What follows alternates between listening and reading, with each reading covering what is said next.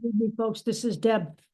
I just want to talk a little bit about some of the stuff you're reading out there. Now, uh, we have been reading in several different outlets that Elon Musk will be stepping down from DOGE at the end of May.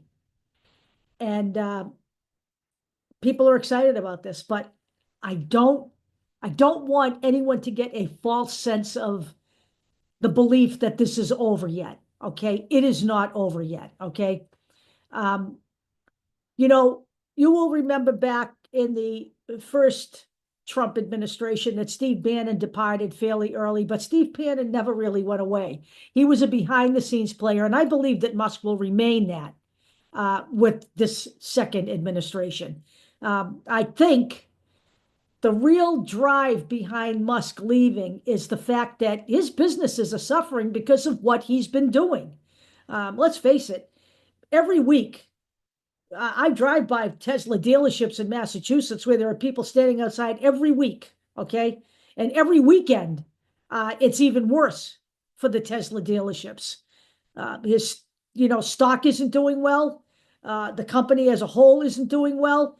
And he's saying that it's become very costly. And I think that's the drive behind this thing. I, by no stretch of the imagination, believe that he is disappearing from the scene. By no stretch of the imagination do I think the draconian cuts are over. I really don't. So let's talk about that. Because what I read today is that the cuts at the Health and Human Services have begun.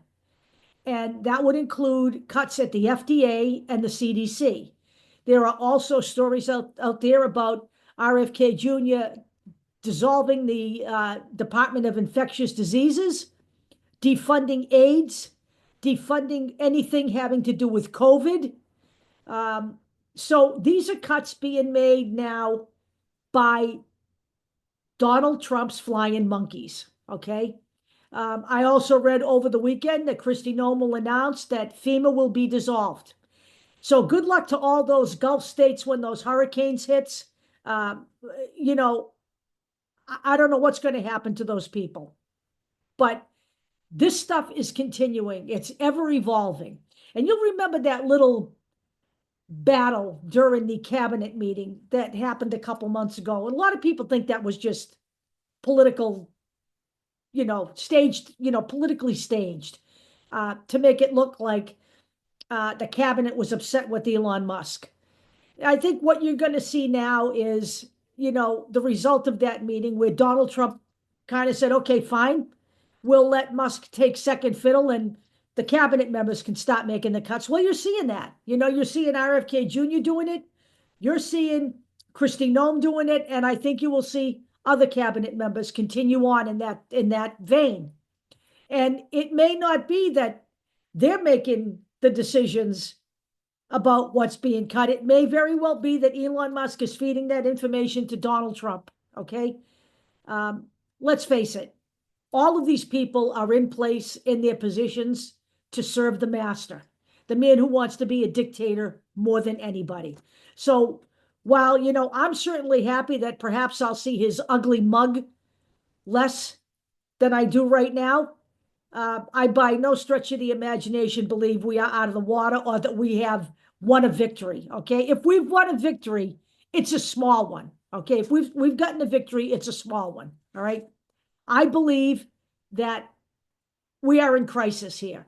And to that end, before I leave, let me just tell you what Cory Booker has been doing in the Senate. He has literally shut the Senate down. And he did this starting last night at 7 o'clock. And he's still talking. He's still talking as of an hour ago when I looked. Okay.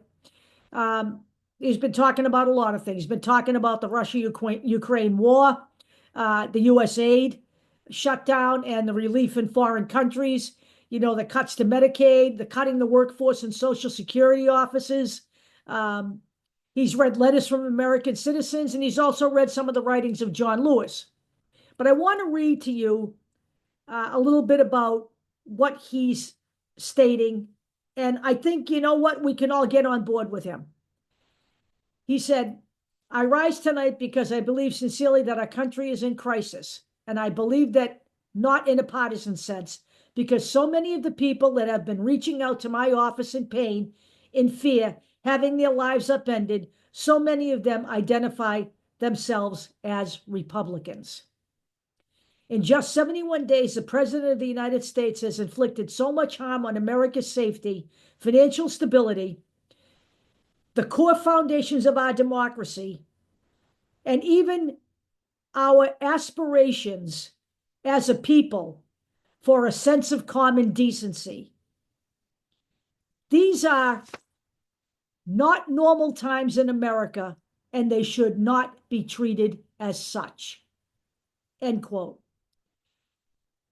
Now, Cory Booker is not filibustering any specific legislation.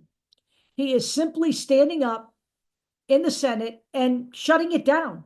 As John Lewis would say, getting in good trouble, and making it known that we understand that there is a problem in America and it has been caused by the Trump regime. So this is why I say, folks, we need to stay frosty. Just because Elon Musk is kind of fading into the background, DOGE is still here.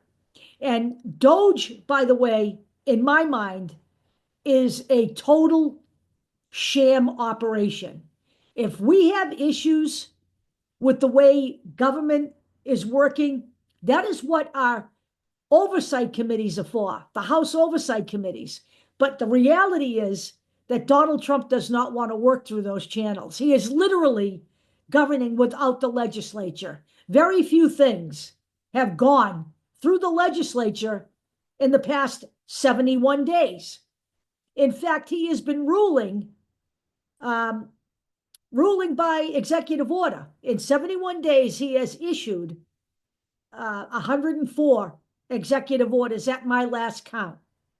And I believe there may be another one coming very soon, where he is going to end dual citizenship, stating that America is for Americans. But again, folks, don't get too excited.